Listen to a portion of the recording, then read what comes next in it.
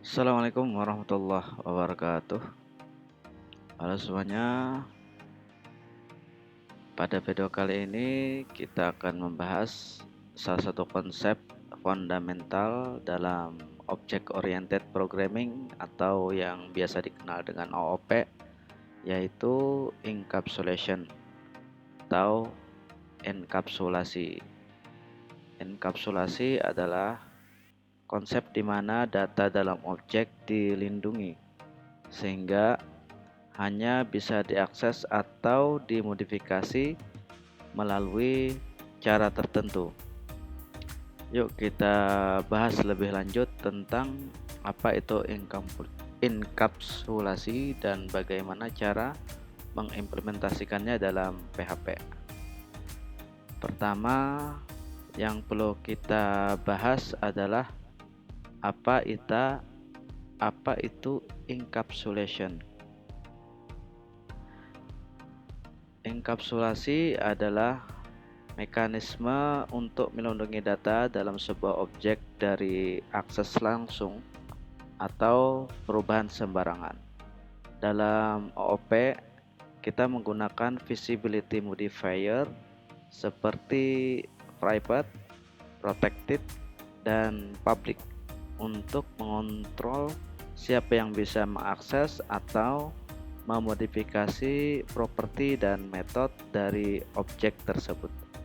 Dengan kata lain, kita menyembunyikan detail internal dari sebuah objek dan hanya menyediakan akses melalui getter dan setter untuk mengontrol bagaimana data tersebut bisa dibaca atau diubah.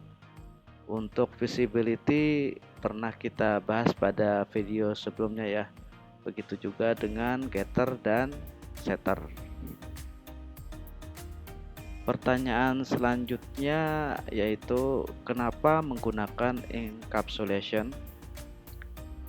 Enkapsulasi sangat penting untuk menjaga integritas data dalam aplikasi kita. Sehingga menggunakan enkapsulasi kita bisa mencegah modifikasi data sembarangan dari luar kelas dan memastikan bahwa perubahan pada data terjadi sesuai aturan yang kita tetapkan. Hal ini membuat kode kita lebih aman, terstruktur, dan lebih mudah dikelola. Kemudian sekarang kita akan melihat contoh implementasi enkapsulasi di dalam PHP. Kita akan membuat kelas akun bank yang memiliki properti private dan menggunakan getter serta setter untuk melindungi data. Seperti biasa, kita buka dulu editor untuk menulis coding PHP ya. Kita buat dulu filenya adalah akun bank .php. Kemudian seperti biasa kita buka coding pembuka untuk PHP.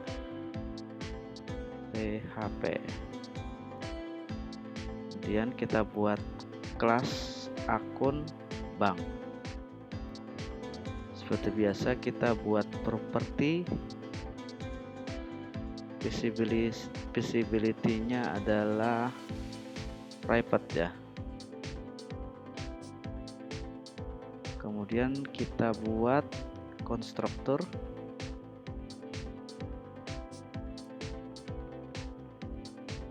Seperti biasa kita buatkan parameter di sini. Saldo awal.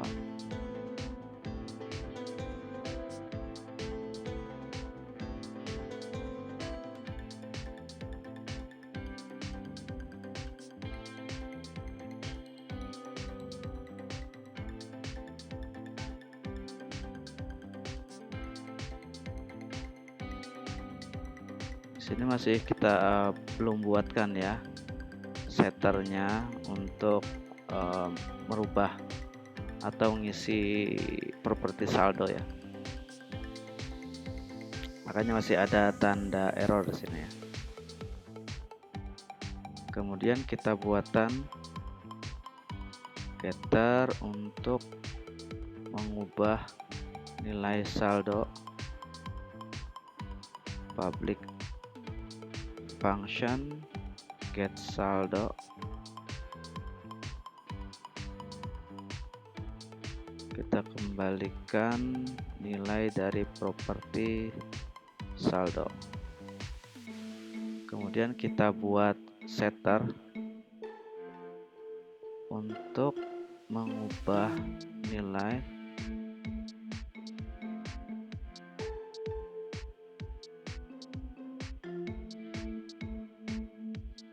saldo. Di sini untuk mengambil ya. Kemudian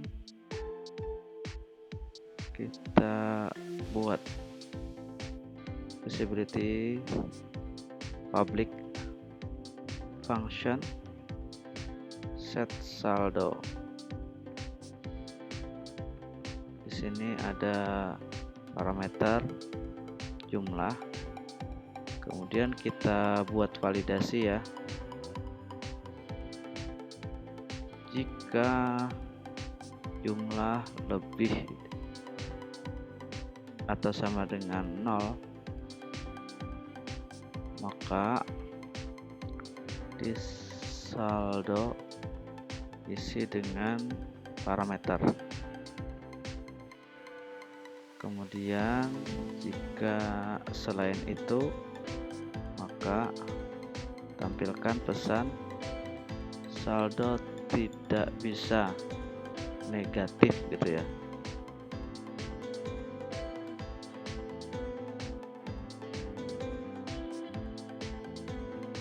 Kemudian di sini kita buat metode untuk menambah saldo public function deposit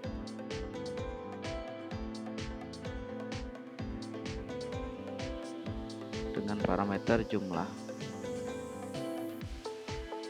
Sini juga kita tambahkan validasi ya.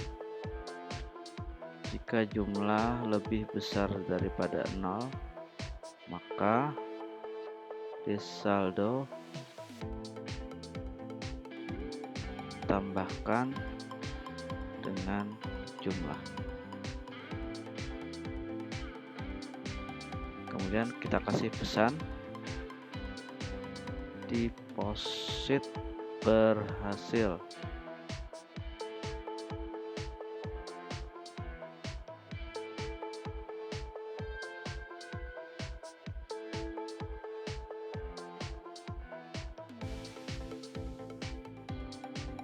Kemudian else kita kasih pesan jumlah deposit harus positif.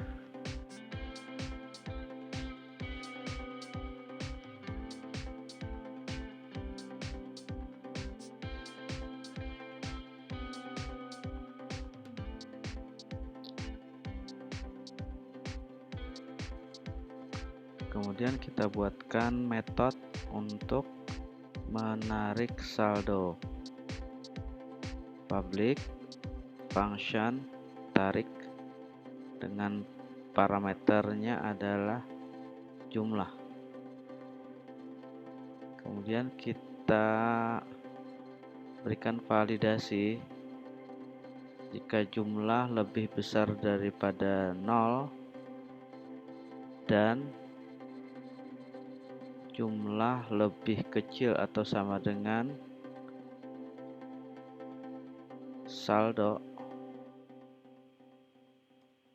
maka di saldo kita kurangi sebanyak jumlah. Kemudian jika tidak terpenuhi, maka kita kasih pesan penarikan gagal, jumlah tidak valid atau saldo tidak mencukupi.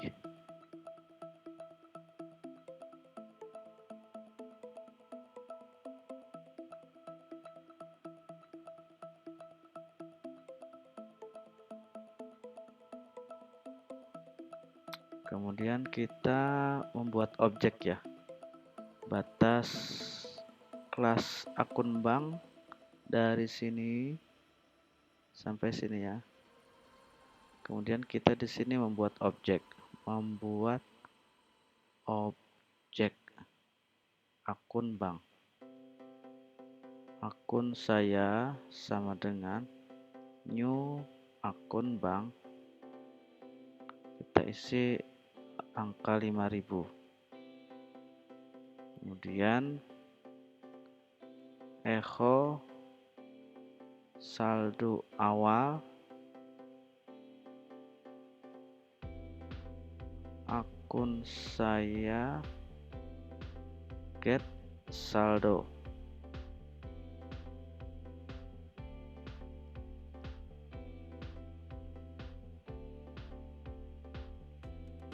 Sini kita kasih komentar ya.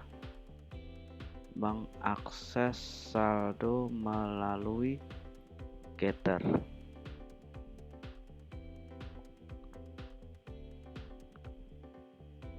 Kemudian kita deposit ya. Objek akun saya akses metode deposit sebanyak Rp1000. Kemudian kita tampilkan ya echo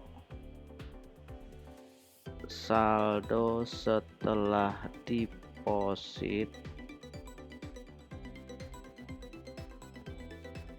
akun saya get saldo.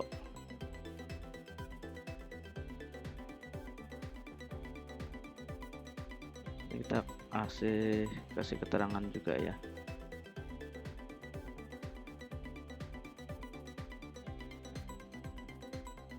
Menambah saldo dengan deposit.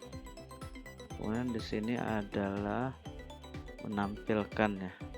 Menampilkan saldo kembali setelah deposit.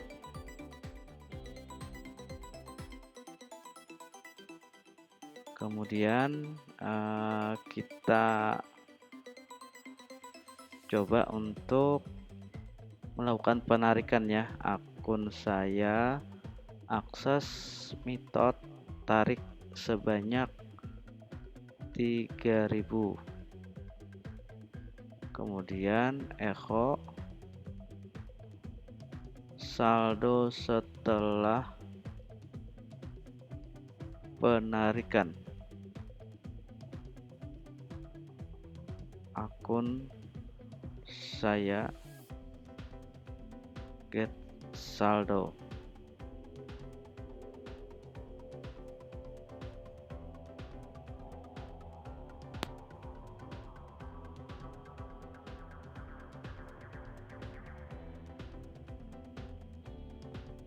Sini kita coba penarikan lagi ya.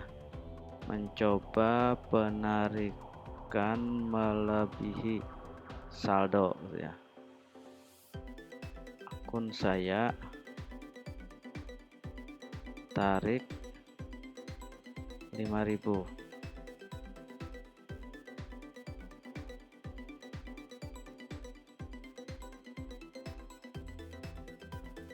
Kemudian akun saya set saldo minus 1000.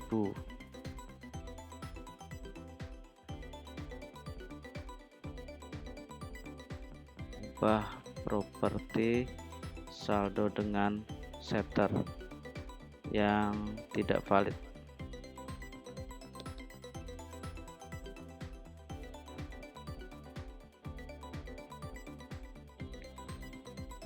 Kita cek apakah ada error.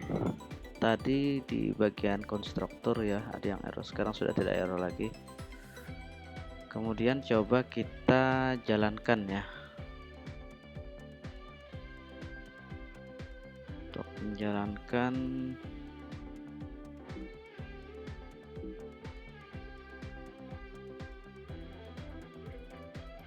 kita jalankan dulu XAMPP ya, server PHP.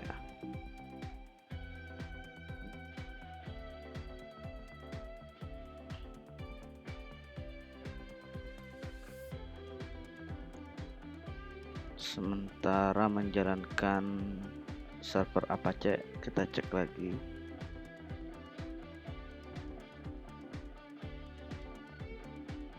Sini ada metode getter ya, untuk mengambil properti saldo. Sedangkan di sini ada metode setter ya, untuk mengubah nilai properti dari saldo. Ditambahkan validasi ya, jika lebih besar atau sama dengan 0 maka saldo akan dirubah gitu. Selain itu maka tampilkan pesan ini. Kita cek servernya udah jalan, kemudian kita jalankan server di sini ya.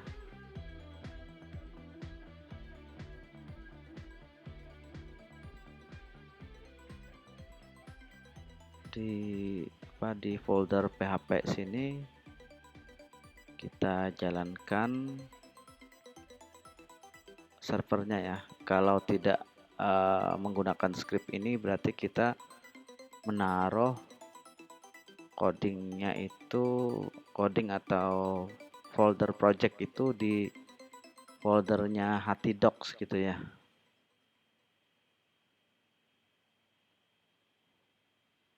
Coba kita jalankan.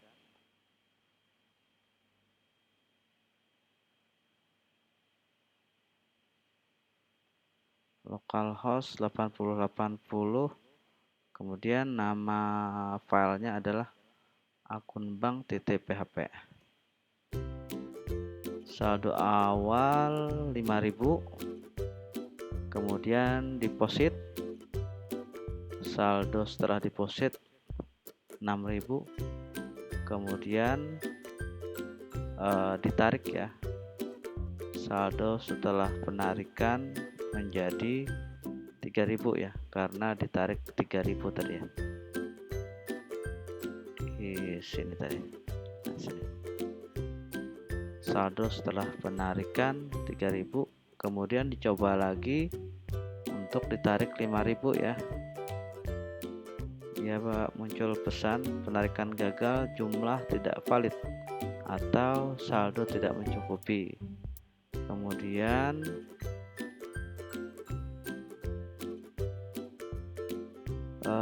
pakai setter ya, kita mencoba untuk merubah saldo minus ya. Sini ketika set saldo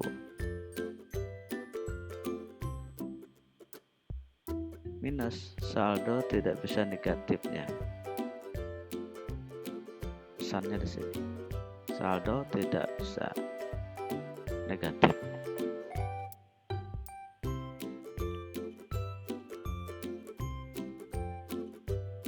Nah, untuk contohnya sudah tadi ya. Kemudian kita ke penjelasan coding ya. Nah, pada contoh yang kita buat tadi, kita punya kelas akun bank ya, yang mewakili sebuah akun bank. Kita kembali ke editor.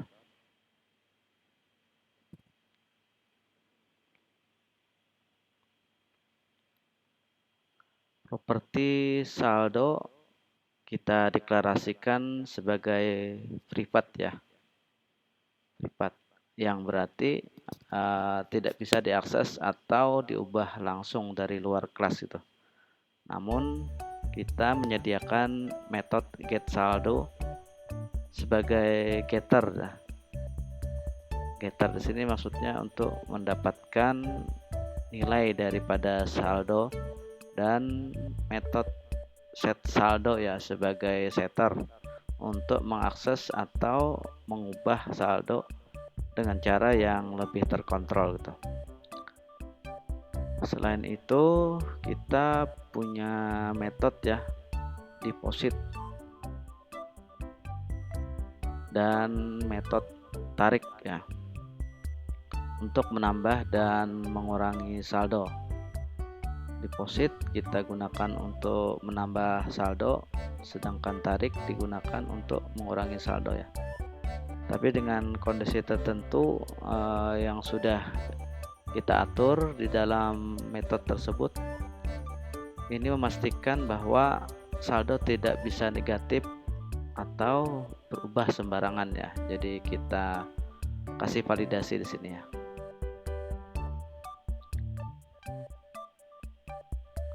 Kemudian yang selanjutnya adalah bagaimana encapsulation bekerja gitu ya. Enkapsulasi bekerja dengan menyembunyikan detail implementasi internal dari kelas seperti properti saldo ya, dan hanya memberikan akses terbatas melalui metode publik seperti getter dan setter. Di sini kita mengontrol bagaimana data tersebut diakses dan dimodifikasi, sehingga mencegah kesalahan atau manipulasi yang tidak diinginkan. Contohnya, jika kita ingin memastikan bahwa saldo tidak pernah negatif, kita bisa memasukkan logika validasi di dalam setter ya, metode set saldo gitu, dan metode tarik. Ini memberikan kita kendali penuh atas bagaimana data tersebut dimanipulasi.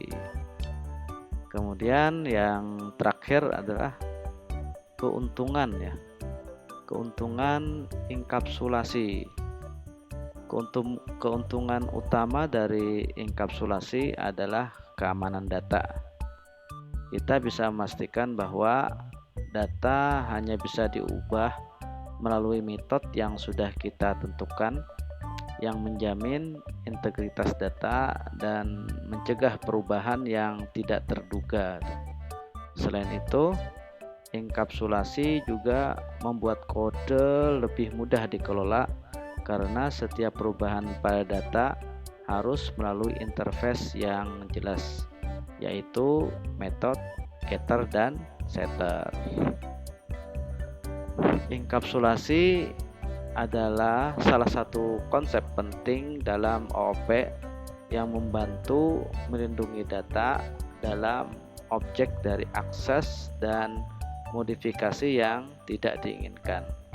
Dengan menggunakan properti private dan metode getter serta setter, kita bisa memastikan bahwa data dikelola dengan cara yang aman dan terstruktur. Nah, kiranya cukup sekian dulu untuk pembahasan encapsulation.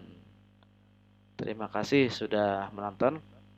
Jika video ini membantu Anda memahami konsep enkapsulasi dalam PHP, jangan lupa untuk like dan subscribe.